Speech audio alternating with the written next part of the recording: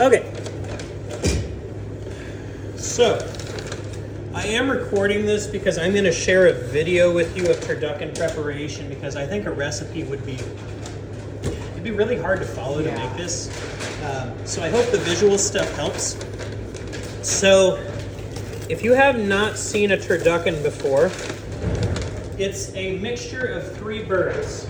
It's going to be your turkey, it's going to be your duck, and it's going to be a chicken. All of these birds will have their bones removed, so it's just like a blob of meat, a loaf effectively. When I've done this in the past, I took a turkey, like I have here, which is fully deboned, and I kind of spread it out like that before, and then I rolled it up like a log that way. And when I did that, what you ended up with was the breast meat in the center, and then the leg meat on the outside, and it was kind of weird for that. So I want representation of the entire animal in each slice of the thing. So I'm doing it a little bit differently today. So each of these birds, to save time, has been deboned, and then both the chicken and duck have had their skin removed. One of the other things I did, you see all this rosemary all over it, is I brine them. Anybody know what a brine is? I think I think. Tell me. You can use maple juice.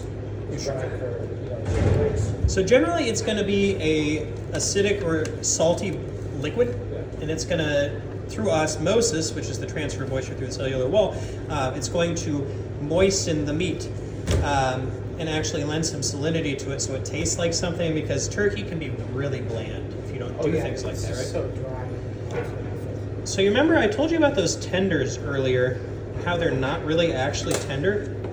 This is a better example of that because it's giant. You see that rubber band thing hanging there? That's the tendon. That actually runs the entire length of this piece of meat. And so when you cook it, that tendon cinches up like a rubber band and makes this not tender. What do you do about it? There's 2 things you could do. First is this, just trimming it out. You're gonna lose a little bit of meat doing that. You see that? It's it running right through there. Did what I could about it. The other thing you can do with these is actually you can cook the meat and then just pull it out after it's cooked. It's one of my least favorite things to do in the kitchen. I worked somewhere where they used to serve chicken that was made with the tenders, and they would roast the tenders, and then we would spend hours just pulling those tendons out of the piece of meat. It was awful. We talked about silver skin earlier, and you'll see quite a bit of that on here, right? Just some of this stuff. Silver skin usually shows up on muscles that move.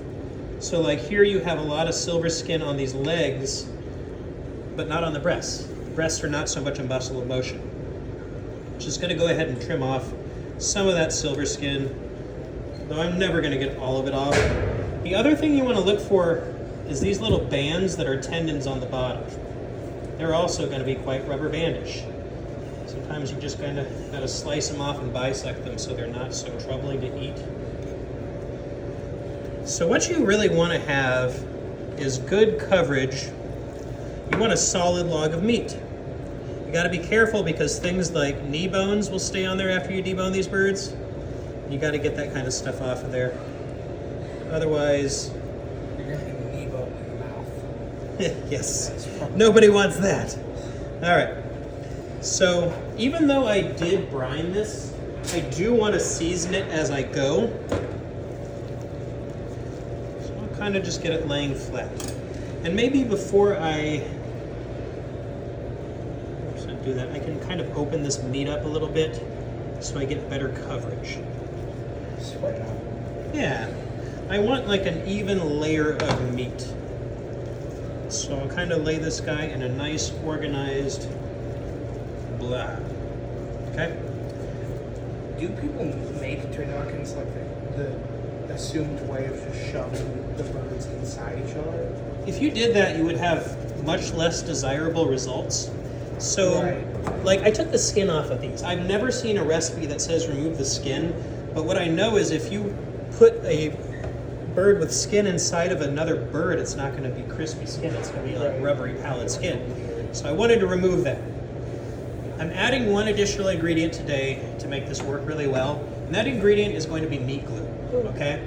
Meat glue is an enzyme that bonds protein to protein, any protein. So it's going to bond multiple animal proteins together. That's and also, Meat glue? Meat glue. Its actual name is transglutaminase, which I think is a little less. I mean, they're both ugly names. But it's going to help adhese. Meat glue is something that's already naturally occurring in our stomachs. It's not an unknown thing.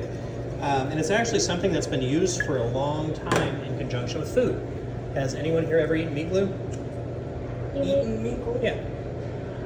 Have you ever What had does a it deli taste turkey? Or a deli ham? Oh. And you've had meat glue. It doesn't taste like anything. In fact, It doesn't taste like anything in here? no. I mean, it's got a little bit like milk powder in it, so it might taste like that. But no, it shouldn't taste like anything. And in fact, when you make it into a slurry, you can mix it with water to use it. It smells kind of like wet dog, which is not my favorite food smell.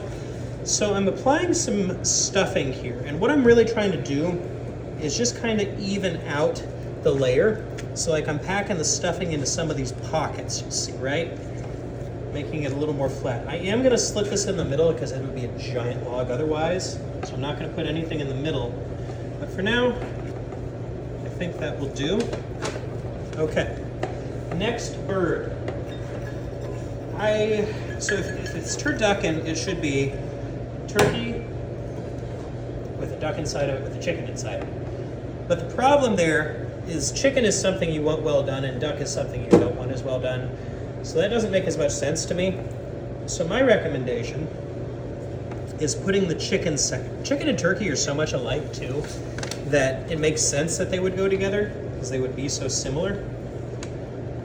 Take the tender off of there, but you can just kind of lay it in there. Even if this meat's not connected. Turkey is basically just a big chicken. In a lot of ways. In a lot of ways. So I'm just kind of laying this stuff on here. And while I'm looking at this, it looks like it's pitched a little bit that way because of the difference in the ends. You can rotate those and you end up with a more even layer. You might need a little bit of stuffing under there. There's really no guidebook for doing this in a neat way. It's always kind of a mess. And the more meat you get, too good uncooked here. right? And you get this stuff heaped up, and it just keeps getting bigger and bigger, and you're like, oh man, this thing's crazy looking, and it really is. It's just a pile. Would you ever make one of these for yourself?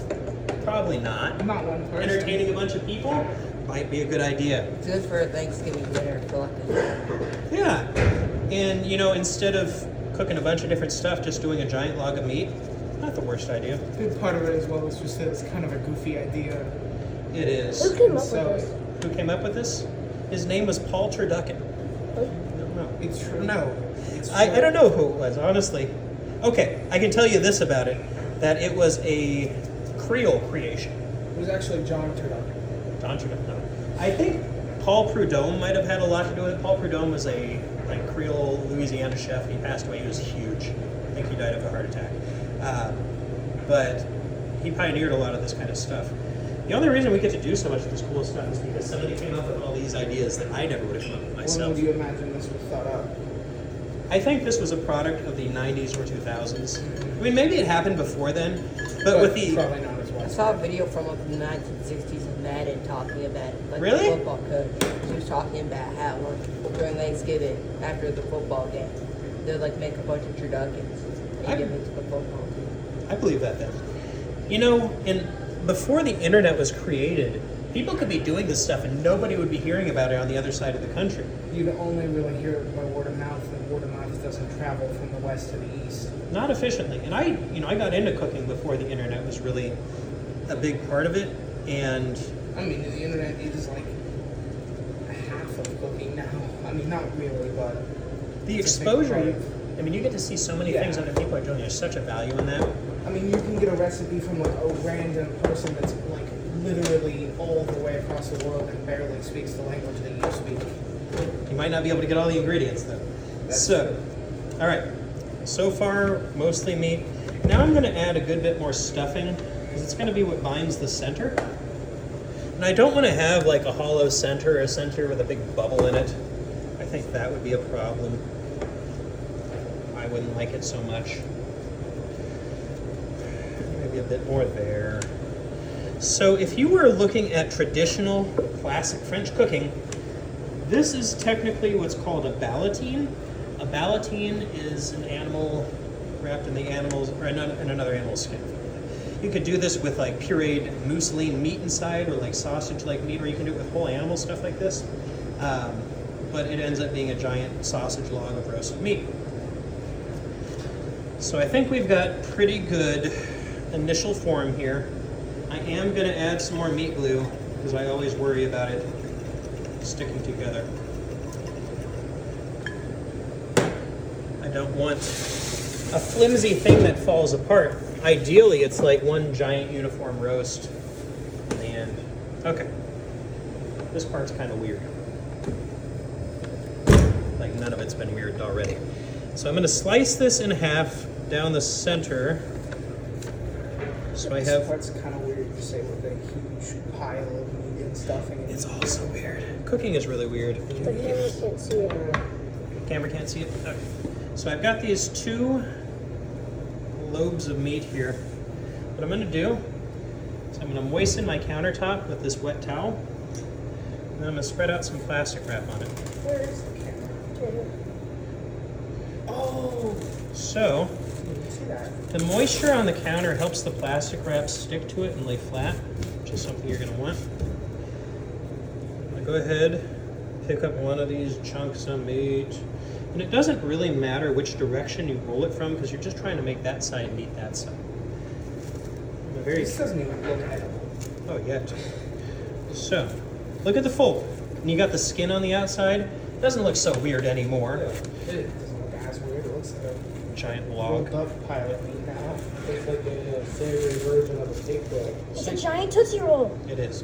So you see all this air in here? If I cooked this like it was, it would have all these air pockets, and that wouldn't look as good to me. This is a cake tester. It's just a metal pin. So what I do here is I poke holes in the plastic. And the holes in the meat are not such a big deal because they're as big as a pin. So they're not gonna be noticeable when you eat this later. Once you're looking for it. So now that I've put those holes in it, I'm gonna cinch it even tighter. You'll notice that little bits of the meat start poking out through those holes if I get really tight. Still got a little bit of hole there, or a little bit of air pocket. A little bit of a hole. Right? Okay. So, I'm gonna set this aside. I'm gonna get another layer of plastic wrap. Wait, do they roll up other types of meats or not? Like other meats that aren't turducken, like other meats? Because I'll see rolls like meat like that at Costco. You could do a lot of meats this way. One of the cooler things I've seen done with meat glue is like you can take a roast that has a bone in it. You can take the bone out, sprinkle meat glue on it, just roll it back up, and then it's going to be a boneless roast. You can do that with any kind of meat. I just had a horrible idea. What if you wrapped octopus And in, chicken. in like... Are you trying to make it something that's bad? Yeah, I'm thinking, what if you took like piles of meat glue and wrapped it in like pig intestine with octopus and fried it? In Boulevard. I mean, some cultures might have that as a tradition. One of the things I've done is I've taken chicken skin and I've glued it to halibut, and then I pan-sear it, and you get this chicken skin crust on it. Sounds pretty cool. Get some nice contrast that way. So I'm going to take my second layer of plastic wrap, and I'm doing the same thing, but I'm really just kind of cinching it up. It's going to help get the rest of those air bubbles out of this guy and also create a nice uniform shape. I will again poke the holes. It's the only thing I do with this pin. I don't ever check cakes with it. I try and convince other people the importance of this pin tool. Did you just break it? No, it just bends. It just... Just go back. And they're really cheap. They're like $1 a piece. So What does it mean by checking the cake? Like checking layers? So you would stick that into a cake, and if it came out with cake batter still attached to it, you would know that cake is underdone, right? So I've got these 2 strips of plastic wrap here that I just pulled off. Those are going to be my ties for this. I'm going to take one side, and I'm going to cinch up the plastic. I will take one of my ties, and I'm cinching it down as I'm tying it to make it nice and tight. It should be so tight when you're done tying this up that it's kind of springy. So I've got one side tied. Once you have the one side tied, the second side becomes very easy. I don't know, my glove's getting rolled into it. Okay. And you can do, like if you had a sausage but you didn't have casings for them, you could wrap a sausage up in the same fashion, just do it a little thinner. Okay. So now I've got this log here. The last thing I need to do is tie it so it has some stability. So when you work with butcher's twine, you don't cut it first, you leave it running off the thing here. Tie it to one end. And knot it at the top. Once you've done that, you just take it, form a loop, put the loop around it, and you cinch that loop. Oh, wow. Okay? This is really just going to help it keep its form while it's cooking. Again, loop. It's just really kind of cool looking. Right? It's looking less weird and meaty, and it's looking a little more organized and deliberate, which makes me feel like less of a jerk. I don't feel like a jerk when I'm making stuff. Almost kind of like a sausage. Right? Very sausage-like. I mean, that's From basically there? what sausage is, just sausage that's edible. Meat inside of other meat? Right. Meat in a tube? Are we sausages? Usually it is kind of intestine, right? Meat in some sort of tube? We are sausages. Us people are sausages. We just have a high amount of water as well, like some other stuff. We're not good sausage. We're very bad sausage. Well, we would not Okay. make good sausage. So that's really just going to give it stability while it cooks. Snip. Snip. Not really like good sausage. Okay. So, do you want to see how this thing gets cooked? It's kind of weird. Let's do it. Hang tight.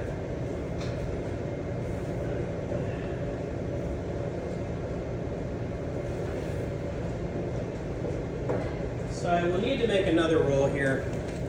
But in the end, this goes in a bag. And it goes right in the garbage.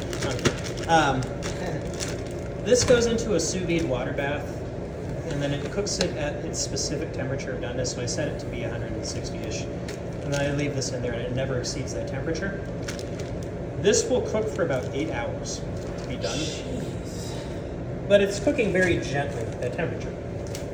So let me push this stuff out of the way. I forgot I gotta wrap this other one up before it goes in the water. So I can maybe show you before we go it going in the water. But I do want to show you the cook one. So because I needed to have turducken to send home with me, I had to prepare an entire turducken in advance.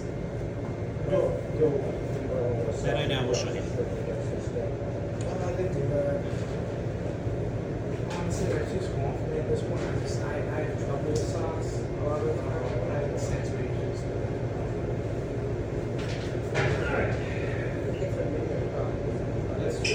So, the turducken I made yesterday. This is the finished cooked one. Still looks kind of the same, you know, just a tied up meat log. But once you take it out of the plastic and everything, this is what you end up with, right? Looks very much like a roast. It's got the nice skin on the outside, so you can just take a slice of it and roast it in the oven. Grab my knife.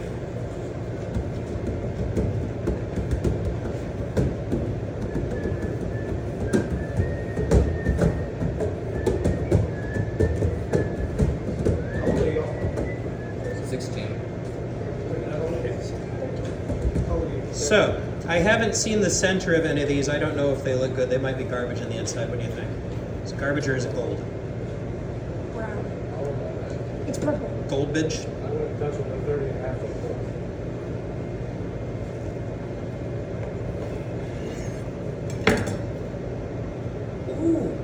half. So that's what you end up with. And, you know, a little bit of an air pocket there, but by and large, mostly sealed up together, right? You wouldn't want to slice this too thick, but I think like a slice like that would roast up real nicely in the oven. You would just take maybe this piece of meat like that, put it on a little platter, maybe a little salt and pepper on top, and then just roast it in the oven until it's warm and cooked through. It's got this nice stuffing interwoven through it. Nice separation here so you can kind of tell that there's different meats in it. It's kind of pretty to look at, right? A little different. kind of not pretty in a way too. So my idea here, it smells good. I appreciate you saying that. Yeah. You know, I try not to make garbage food. It looks like cake almost. Is it cake? It's cake. No, it's not cake, but it looks pretty delicious. So anyways, I'm gonna send you each home with a slab so you can prepare it at home. All you need to do is roast it. And if you ever decide that you want to make a turducken, obviously you understand this is no small endeavor. It takes multiple days of work to prepare this thing. I did a lot of trimming and stuff before you got here. If I had to bone out those birds, this would have taken hours longer. I would imagine this would be the kind of thing to do if you had like an event and you were gonna have a lot of people for like a day. Very practical for that, right? Yeah. Anyways, that is my spiel It's on easy to have prepared in advance so you're not trying to scramble the cook right before. Everything seems easy until you make it. Well, I mean in the sense that like a lot of the work is done like the day before. That's right. Okay, so I'm going to set these here. You can take your slabs in a polite, calm fashion without shoving each other, things like that. Okay? But this is Chef Luke's turducken.